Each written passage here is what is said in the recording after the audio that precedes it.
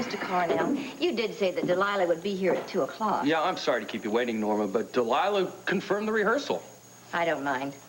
I have nothing else planned today. Well, I mind for both of us. I canceled 2 appointments so that I could be here when Delilah chooses her songs for the opening. I'm so sorry. I'm so sorry. I forgot that Sammy got out of school early today, and then I had to take over to the sitters. Would you believe I left with their lunchbox?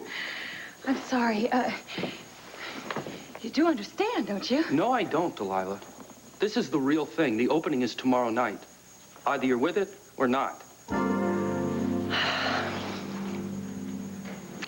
Oh. Oh, sweetheart. It is so good to be home. Promise me something. What?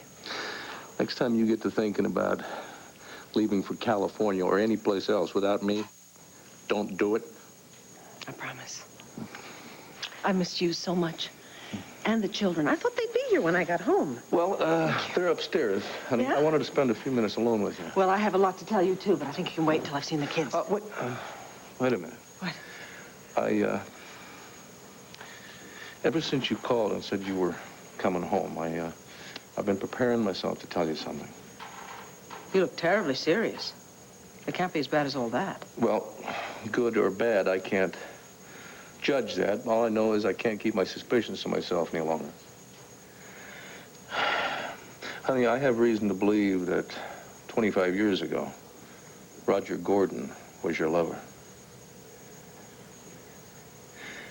And that means that one of his 2 daughters, either Megan or Sarah, is your daughter, too.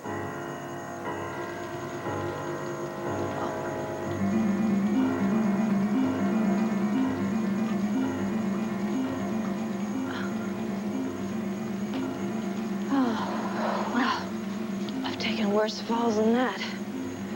Oh. Boy, am I ever gonna need a good dry cleaner, though. Gabrielle? Gabrielle, my God! Gabrielle, come on, honey, you can't... No, you can't be dead. Wake up, please, Gabrielle, come on. Please, honey.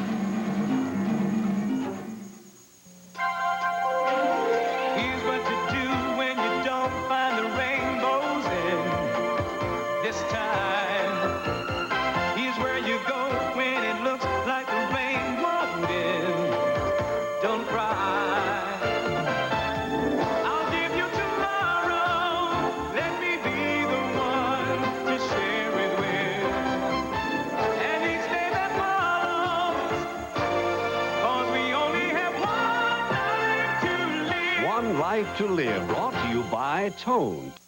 I just explained to you that it's been one of those days. Now, if you want to hire somebody else, then Oh, no, look, business. I said that out of nervousness. Look, I didn't mean to come down so hard on you, but the opening is tomorrow night. I thought you knew what it meant to me. I know that you've put a lot of money into making this club work. It's more than just the money. This club has become a dream to me. Something that I can hold on to and build on now that Cassie's gone. I mean, when she walked out of my life, I only had 2 choices. Either roll over and quit or land on my feet. Damn it, Delilah, this place has to make it. I can't accept anything less than 100% from everyone who works with me. Rob, I'm sorry.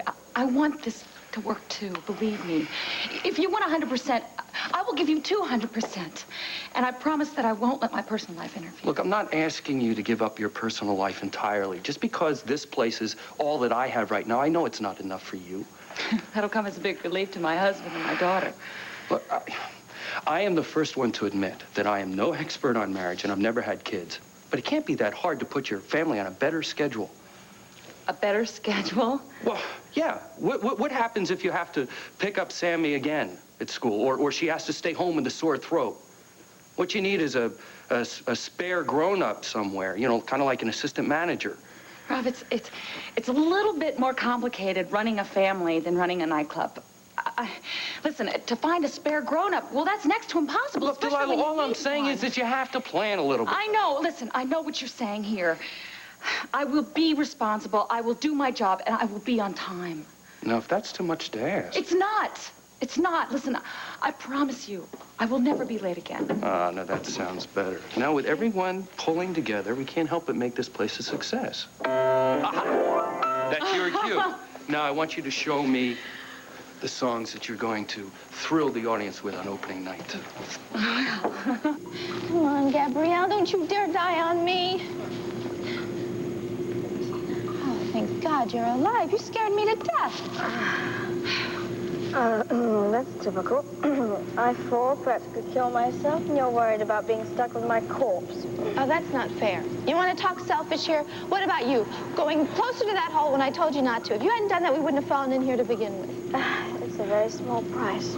There you go. You're talking crazy again. You know, I would attribute it to your falling, maybe hitting your head, but you started being strange the minute you even saw this hole. There's nothing strange about this. You'll soon see. Yeah, all I see is that we're stuck here and there's no way to climb out. Now, Tina, be quiet. Well, I have to let people know we're here. There is no one up there, so why don't you save your strength because you're going to need it later on. What do you mean later on? You'll see. Come on, we're going this way. Wait a minute. Where are you going? Well, you know the light that we saw coming out of the ground? There has to be a reason for it at the other end of the tunnel. Well, yeah, that's plenty of reason why to go the other direction. As well as that sound we heard up above, it's coming from the same direction. Naturally. I mean, naturally. There is nothing natural about this whole thing. Don't you understand? We are in trouble here. Tina, no guts, no glory. Isn't that what they usually say? Well, if you want glory, then make a success out of your hotel. Don't try to get glory while we're stuck in this spooky mountain cave. Tina, things aren't exactly as they appear to be, all right? This isn't a cave. It's a passageway. And as far as spooky, well, we won't know that till we get to the other end. Now, come on. Well, wait a minute. What if we're not the only ones down here? I mean, what if there's somebody by that green light? Well, there's only one way to find out, isn't there? Well, I'm not going anywhere. Not until somebody comes here and rescues us. All right. You want to stay here? You stay. But I'm going this way, all right? Fine. All right. I'll be just fine here. I'll yell until somebody finds us, and I'll be just fine.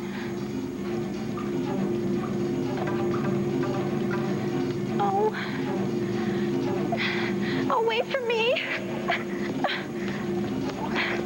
Honey, before you say anything... Sweetheart, let me finish. All right. I know this comes as quite a shock to you, but it's the only conclusion I can come to. Now, we know that your father funded Roger's foundation a year after you gave birth to a baby. On top of that, Roger has already admitted that he knew you during that same time period. And ever since you announced that Christine was your daughter, he's gotten closer and closer to this family, especially to you. And that is why... Honey, stop, please. I've been over all of this information. In fact, I spent the entire flight to California coming to the exact same conclusion. But I was wrong. While I was in California, I spent many, many long hours with Miss Lovett, who was Roger Gordon's assistant. She's known the whole Gordon family since the very beginning, since when EnviroCare was created 24 years ago. She didn't try to deny that your father funded the foundation? No, she didn't try to deny anything at all. In fact, she was very open, very honest with me. She told me flat out, Megan and Sarah are both the natural daughters of Roger and Carrie. In fact, there was no doubt in her mind about it. Well, she might know everything there is to know about EnviroCare. That doesn't make her an authority on the Gordon girls. She was more than just a valued assistant. She was a close family friend. In fact, she was at the hospital when both the girls were born. She swears they are both Carrie's daughters. And you believe her? Yeah, I do believe her. She's a very sweet, dear old lady. In fact, I don't think she could tell a lie if she wanted to. I'm terribly sorry, sweetheart. I know how you feel. We both want this search to end. We want it so badly that we will come to a conclusion, then convince ourselves it's got to be true. Sarah. Well, I'm guilty, too. She's such an extraordinary, terrific young woman. We both wanted her to be the answer to our search. We wanted her to be our daughter, the older sister that the children have longed for. But she's not, darling. I'm sorry. As much as I want Sarah Gordon to be my daughter, she's not the one. No, you don't understand. I'm guilty of more than just jumping to a conclusion, honey. While you were gone, I made a miserable mistake.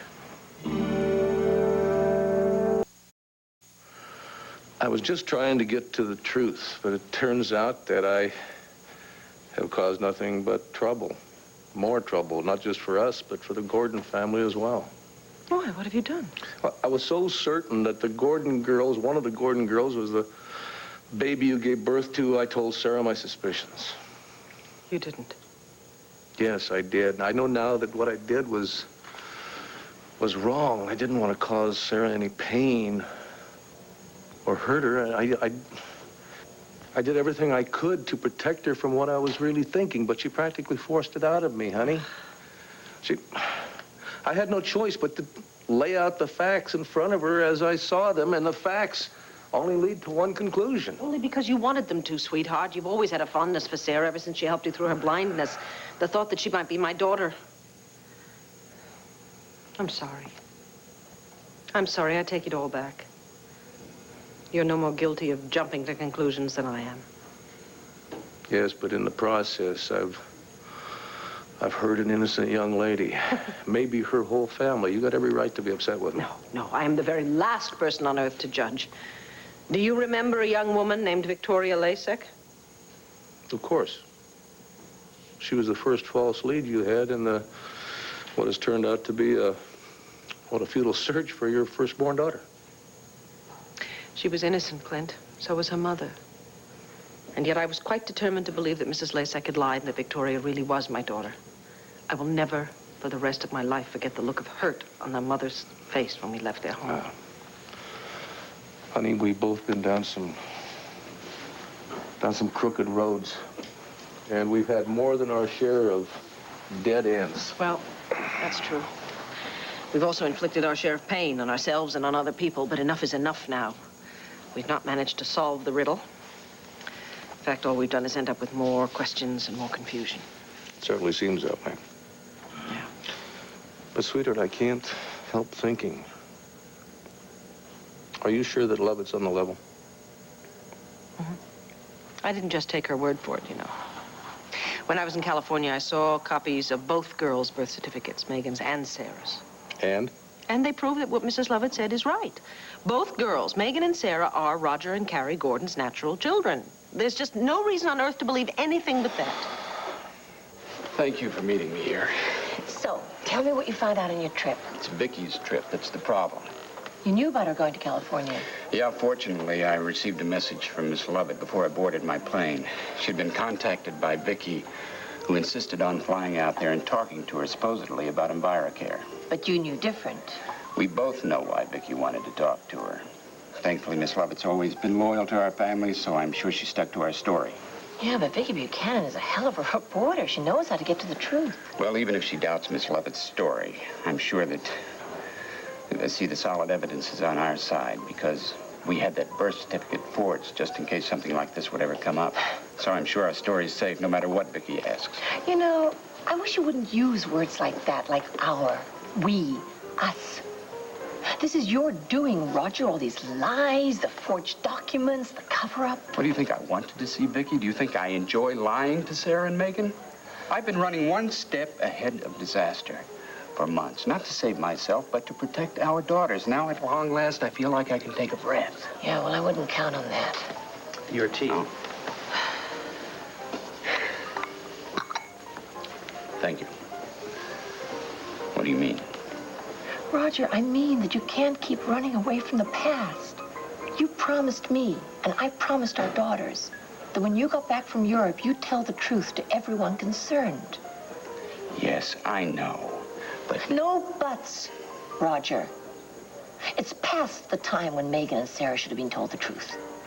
And it's up to you to do it. Would you slow down? There's no time for that, Tina. Well, I have to sit down and rest. Suit yourself. What do you mean? You're gonna leave me here all alone? Look, I didn't come all this way to hold your hand, so either keep up or give up. It's your choice. I can't believe this. What has gotten into you? I always knew you were greedy and everything, but ever since we saw that haul, I mean, it's like you're obsessed or something. I think we should head back. No, there's no turning back. What do you mean? Why are you acting so strange? Ever since we got...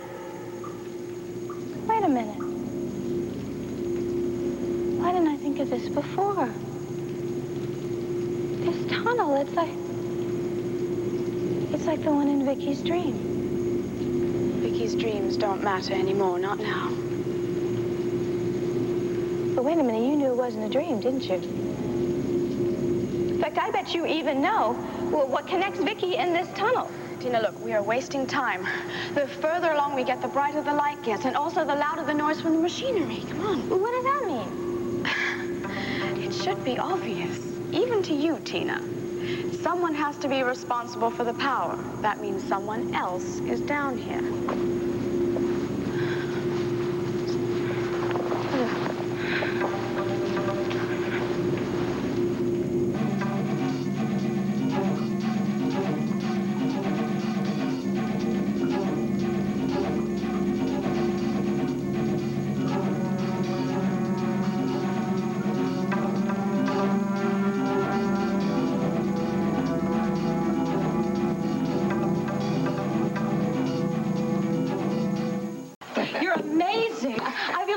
Playing for me forever. Thanks, but you make it easy. Once you start singing, I just go along for the ride. And a great ride it is, too. Oh, you're great for my ego. I'm going to ask Rob to hire you full-time. I'm available. Oh, but you're so good. I mean, you are so talented, Norma. You should be having your own nightclub act with someone playing for you. Someone did. Really? They used to call me Norma Nelson, the Velvet Nightingale. What a great name. Yeah, I tried hard to live up to it. You know, at the beginning, I played every important supper club in this country. I even toured Europe. A crown prince from somewhere drank champagne from my slipper. Ruined a perfectly good pair of heels. Sounds wonderful to me. It was. Well, what happened? Oh, Delilah, I've been asked that question so many times.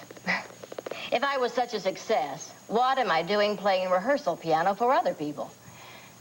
Easy. The Velvet Nightingale drank like a fish. Oh, I'm so sorry. An occupational hazard. Too many one-night stands, too many hotel rooms, too many tables for one. I woke up one morning in a strange room in a strange city and found myself a has-been. But look how beautiful you are now. Yes, look at me now. Oh, I have stayed off the bottle and clawed my way back this far. I even get an occasional club date for myself. Ever play Weehawken, New Jersey? Nice town, Weehawken. There is a happy ending, right? Not quite. It cost me my family. Freddie. Freddie was my husband. Oh, he was all for my career at first, but then with the traveling and the late nights and the booze, he decided he was better off without me. Did you have any kids? Oh, 2 beauties. Fred Jr. and Marie. Of course, Freddie got custody after the divorce, which only made me hit the bottle harder. There were some days I didn't care if I got out of bed. Delilah, it's all right. I have come a long way since then. Not that I haven't learned the hard way. In this business, it's not knowing in which key to sing my way. It's knowing what your priorities are. I sure as hell didn't. I said I would tell them, and I will when the time is right. The time is now, Roger. I mean, do you have any idea what I've been through while you've been away? Yeah, well, I know it hasn't been easy. Easy? Not only have I had to lie to the Buchanans, I've had to look Megan and Sarah in the eye as I lied to them. We both had to do that, Carrie. Not anymore, Roger. I am no longer your dutiful wife. I am an independent woman who is trying to have some modicum of honesty and personal integrity in my life. If we don't tell them the truth, I'm nothing but a fraud. I sympathize, but I still need more time. My trip to Europe only confirmed what we'd talked about. Eterna is no longer a secret. Someone is trying to find it, and that someone is Michael Grande. Yeah, I remember you telling me that you thought he was the little boy who escaped from it all those years ago. That's right. Moses Garrick. The evidence I uncovered in Europe backs that up, which only means that it's Michael Grande's plan to find the lost city and its gold. So what? What does that stop us from telling the truth? Carrie, think, with such a vast treasure at stake, Michael Grande may stop at nothing to get his hands on it. And then when he learns I'm from Eterna too, I would be the logical choice to help him. Well, you refuse, of course, then that'll be that. What if he uses Megan and Sarah to force me to talk? Are you willing to take that chance? If you're so worried about their safety, go public with what you know. Michael Grande won't dare to touch them after that. Well, how can I go public without any proof? All I have is the word from my sources overseas. I can't prove Michael Grande is Moses Garrick or that he's after Eterna. I'll only create chaos for our family and Viki's for no good reason. Damn it, Roger, the truth is reason enough. I'm sorry, Carrie, but if I can protect innocent lives by sitting on the truth a little longer, that's what I'll do. I have to force Michael Grande's hand. Hopefully catch him in a criminal act. Until that time, we have to keep Eterna a secret, even if it means concealing the truth from Viki and the girls. Here.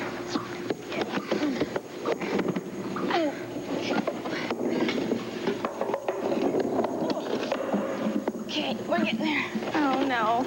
You can do it, Tina. I can't believe this. Come on. Put your hand. What? Oh, God, I hate doing stuff like this. You do fine. When we get to China, let me know. I'd go that far further if I could get my hands on... Ooh, what's this? What, a way out? No, it looks like a way in. Looks like somebody broke through the wall of the... That's probably how he got out. Who got out? Forget it. I have to go through there. No! No, you don't. I want to know how come you know so much about this place. Tina, there isn't time to explain it to you now, okay? Well, you're going to have to make time, all right? Look, we fall through a hole, we get stuck down here, and you seem perfectly at home. I want to know why. Tina, I promise you, when we find what I am looking for, I will tell you everything. No, tell me now. You owe me that much.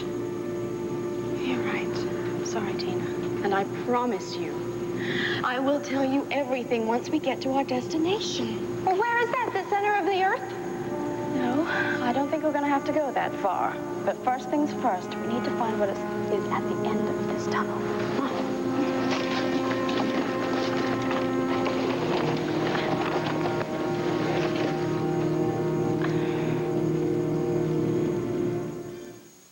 Well, I didn't have an awful lot of time to go shopping when I was out there, but I managed to find teensy-weensy little presents for you guys.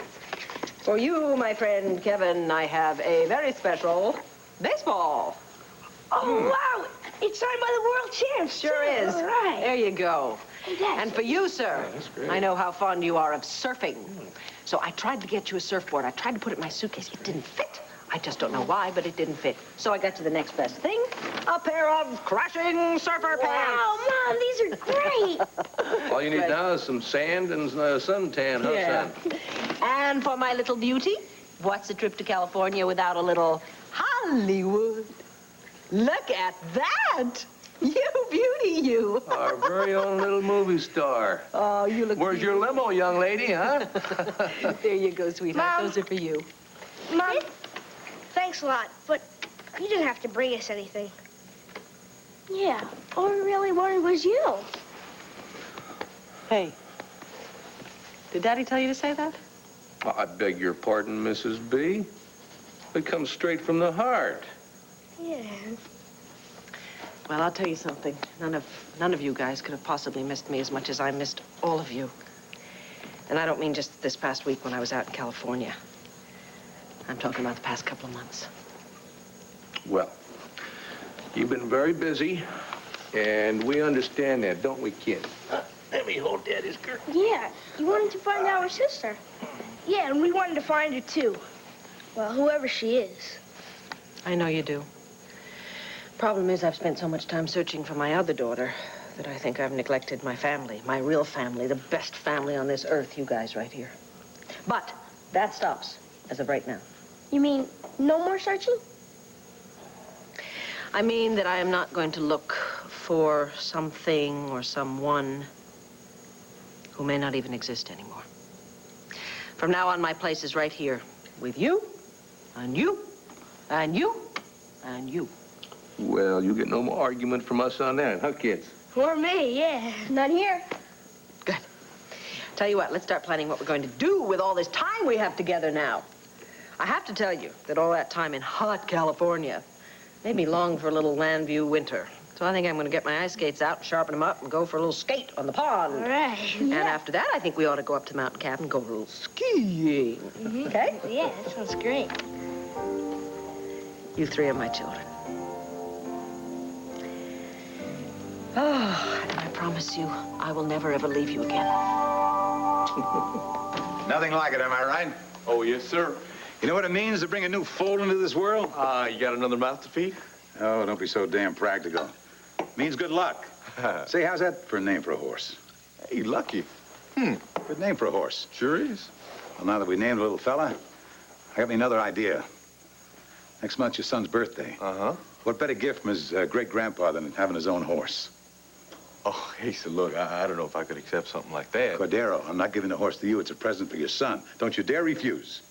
Oh, well, since you put it that way, I guess on behalf of C.J. Roberts, I gratefully accept. Hey, so that's great. Man, I can't wait to see his face first time he's up there on that horse. See his eyes bug right out of his head. It'll be great. That's just the start. He'll be breaking broncs with the best of them someday. Well, here we are, a toast to C.J. and Lucky. There you go. Well, the men in this household certainly seem mighty cheerful today. And for good reason, my love. Yours truly, my grandson, who just gave birth. I beg your pardon? Your husband is referring to the bay mare. Lily, did she foal? Prettiest piece of horse flesh you ever saw in your life. And I was just telling Cord, what better birthday present could I give CJ? You agree? Absolutely. You know, those two are going to grow up together.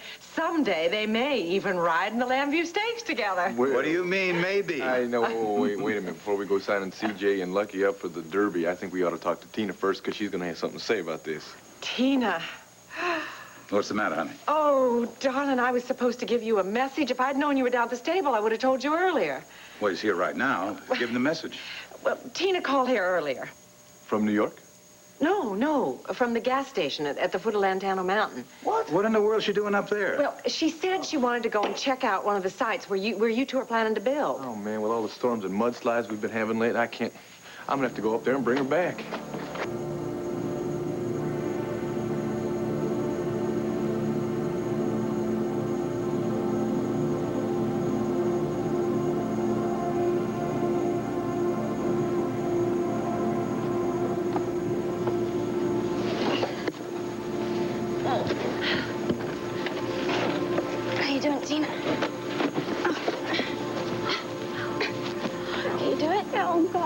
Spiderwebs in my hair, I just know it.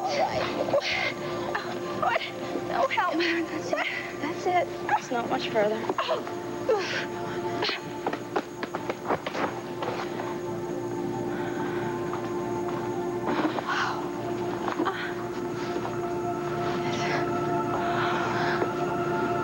Well, it's a real charming place if you like mausoleums. Is that all you can say? All right. All right, it looks like something out of somebody's nightmare.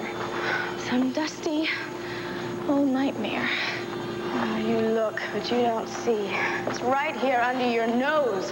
But you don't even know what it means. Well, why don't you tell me what it is? It's all true, just like he said. Well, who said? Everything. What's going on? Tell me what's here. It's just that what's going on is the fact that everything that we're looking for, it exists. It's not an illusion. Somewhere, somehow, it's all ours for the taking. Look, if you would just get out of this trance for maybe 5 seconds or long enough to tell me what... 1951. Gabrielle, did you see this? This magazine, it's the date on it is... Yeah, I heard you. 1951. Does that mean there's people living down here back then? Well, it's a library, Tina. Usually libraries have back issues of magazines. Yeah, well, then how come they all say 1951? I mean, didn't anybody have any desire to read anything from, get a magazine, a newspaper from 1952? No, I guess they didn't. What are you smiling about it? People did live here then, didn't they? But I don't understand how that could be. I mean, this is my father's mountain. I mean, surely at least Viki must have known about it then. Who's to say she didn't? Her dream. My God, you're saying that then this wasn't a dream. And that means that she knew about this place, and maybe she was even here. Tina, you ask too many questions. And you don't give me enough answers. Look, why don't you just tell me why we're here, okay? What it is you're looking looking for. I'll help you find it, because then maybe we can get the hell out of here. Is this it? What? Where? What, this door? Oh, my God. Is this what you're looking for? Tina, you may have found it. I did? Well, don't understand. They helped me open it. But open it, I mean, what did I find? Come on, I'll show you once we get this vault open, all right? We'll both pull on the count of 3. You ready? All right, okay. 1, 2, 3.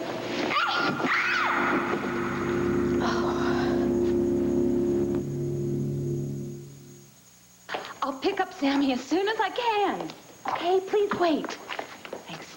All done, huh? How was the rehearsal? Oh, it was great. If anything happens to my company as Joe, you want to hire Norma? You've got all my okay. Was that good, huh? Yeah. Maybe we should talk about you and Norma teaming up. Well, I would love to talk about it, Rob, but I'm really kind of in a hurry. There's no better time than the present, especially with the opening tomorrow night. Oh, thanks. Well, see, I've got to run. I'm waiting to go. You told me your club was far from finished, but it looks fabulous. Well, thank you, Coco. I guess we need all the encouragement we can get, right, Delilah? Oh, sure. Listen, I'd love to stay. Well, wait, you know Coco, don't you? Sure, I met you the other night. I hate to rush out on both of you like this, but I've really got to get out of here. Listen, with you headlining when Tempest opens its doors, it's going to be a great success.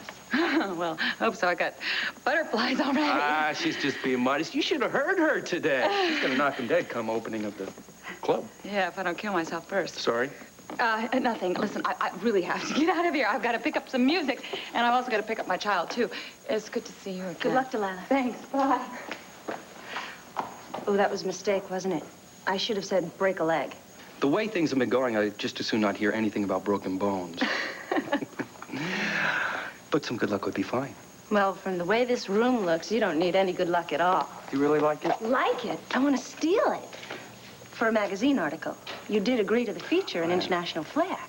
How about Tempest, a gale force of glamour? What do you think? Well, if it sells tickets, go for it. I need all the high rollers in here I can get. Listen, you rolled the dice for yourself when you put this club together. No stone left unturned, no expenses spared.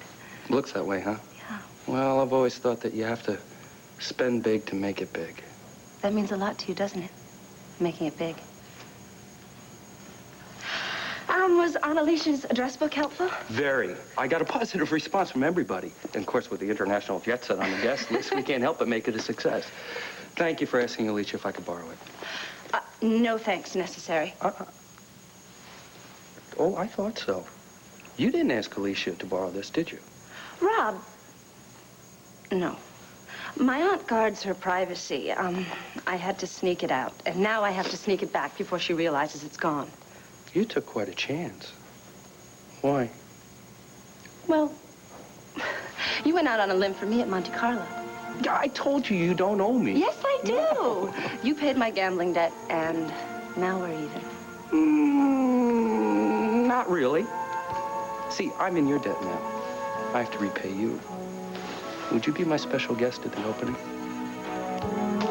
No, Cord, wait. Darling, Tina expressly said she didn't want you to meet her up at the mountain. She's probably getting some good ideas about where that dream house of yours should go. Yeah, well, I'm sure she is, but this is just another case of Tina leaping before she looked. Now, not 10 minutes ago, I heard a report on the radio about how bad the storms have been up on the mountain and how much damage they've done.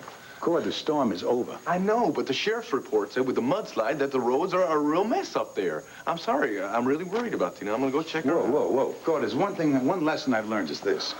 There is no natural hazard that can get the best of Tina. Well, I mean, it's true. I mean, if your wife fell in a volcano, she'd come out driving a Rolls Royce. Well, I think I would have to agree with you there. Tina does have this incredible survival skill. But still, personally, I would feel better knowing she's home safe and sound. Cord, wait a minute. You heard about the conditions up there. And I suppose Tina has, too. What if you got up in the mountain and she's back home? Darling, he's right. You could get stuck up there in the mud. She'd be down here with us, worried to death. Cord, you wouldn't do that to us, would you? Give her some time. Darling, she'll probably be back at Lamb Fair before you get there. All right, maybe you're right. I'm just used to Tina getting into some kind of trouble and me rushing off to help her, that's all. I'll go home and I'll meet her there. How's that? Good. You call us when your wife arrives. Will do. Oh, and Asa, thanks again from CJ. He's gonna love that foal. Bye. It scared me to death. What if there's more there? What if that's not the only one? What if there's somebody or something down here waiting to kill anything that comes in here and we're Tina, would you please, for heaven's sakes, just curb your wonderful imagination? Look, I didn't imagine that skeleton. skeleton. No, you didn't. He is very real. Oh, gross! How can you touch that thing? Aren't you afraid? No, my fear really pales compared to the thrill I feel. What thrill? Eterna is just as Michael said, a lost city. And if the city is here, then the gold must be here too. But where? With this pen. This pen, it's the same as Viki's. Wait a minute here. Come here. What's going on here? And this all has to do with my sister, doesn't it? Let go of me. No, not till you tell me where we are. All right, Tina. But don't blame me if you don't like what you hear. We are standing on the threshold of a vast city. We are in an underground world called Eterna. Look, I don't want any more of your stories, all right? I want the truth here. This is the truth. I'm telling you the truth. This is before you were even born. When Viki was a very young girl, your father was part of a group of men who created the city under Lantana Mountain. And the city was called Eterna. And we're standing in one of the rooms of the city, one of the many rooms, no doubt. An underground city in a mountain? No. I'm sorry, no way. Tina, yes, we're here. We found it. Well, why would he build a place like this? Well, it was an experiment, an attempt to find utopia. But as such experiments are doomed to fail always, everyone who lived in Eterna was killed. No, not everyone. That's impossible. Tina, I am telling you the absolute truth here. Somebody told you about this place, so that means somebody had to survive. So who is it? Who told you about this place?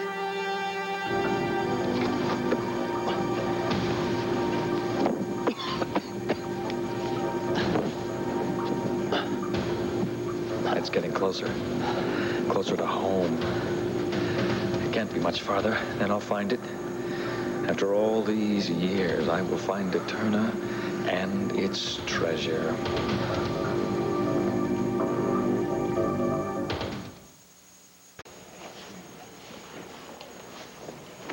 You think the children like their presents? I think Joey had it right. They're very happy that Mommy is home. Well, not nearly as happy as Mom is to be home. You know something? I have been so preoccupied with things, I never even realized what a fabulous room this is. This is really a great room. We did a wonderful job redecorating it. It's never been as cozy and as warm as it is now. Well, now, wait a minute. It isn't all drapes and wallpaper, you know. I know that. It's being here. It's really being here as a family. I'm so sorry. No apologies between us. Well, I've been very neglectful of you and the children. None of that matters anymore. I do want to know something, though. What you told the kids earlier, were you saying that just to make them feel good, or were you serious? What, you mean about going skiing? Skiing, skating, or just sitting around like a couple of couch potatoes? Honey, can you be satisfied with us? I mean, just us, or do you have to keep searching for your missing daughter? I don't suppose I'll ever give up hope. And if a lead came along, information that I simply couldn't deny, yes, I would have to follow it up. But my trip to California taught me a very important lesson. It taught me how elusive a goal finding my daughter really is. Also made me realize the importance of my family, the family that I have right here. Does that mean you're going to stay put right here? If you don't think living with me is too boring. Boring? You, sweetheart? Never. In that case, I think I'm going to stay put right here with you and the children. What about your daughter? My daughter? Mm-hmm. I have a daughter. Her name is Jessica. She lives right here in this house. As for the other one, the one that I lost so many years ago, finding her just doesn't seem to be possible. So I think I'll just give it a rest.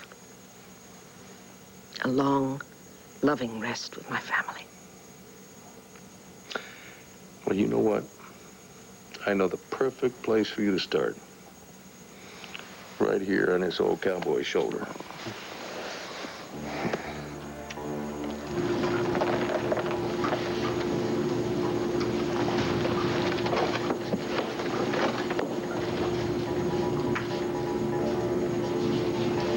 Don't tell me you discovered this place all on your own. Someone told you so who was it? Tina, it doesn't matter how I found out. All that matters is that we're the first to reach Eterna before anyone else. All we've reached is an old musty room in the middle of a mountain. If there's something or someone else here, then tell me. Good work, Gabrielle. Like mice in a maze, you've wound up in a dead end, which leaves all the cheese to me. Look, there's no reason for secrets now. Who says I am holding back any secrets from you? Look, I know you. I know you didn't come down here for some dusty old magazine. I am telling you, there is a vast city down here. I don't care if there is a shopping mall, all right? You are not an archaeologist, and you came down here for a reason, and it has to do with my sister, and I demand to know what it is. You can demand all you want, but I'm not going to tell you anything else until I find what I am looking for. Look, all we found is Mr. Bones over there, and I'm not going to hang around here until we find out who killed him. Tina, would you please calm down? I am certain there's no more danger here. All we have to do is find our way out of this room and into the center of the city. The only city I want to hear about is Landview, all right? That's where I want to be, and look, I want to find the way out, not the way in here. Tina, what are you doing now? Look, there's got to be a way out. People got in. There's got to be a way out. So maybe there's an elevator. Tina, would you just calm down, please? And trust me, I promise you our search will make you happier beyond your wildest dreams. Oh, yeah, trust you. Yeah, that is some real good one. Look, I am finding my way out here, with you or without you. Tina, you don't know what's behind that. Well, it can't be worse than what's in here. Oh, maybe there's a way out. No, it's blocked. Tina, would you please come back inside? I don't want to be inside. I want to be...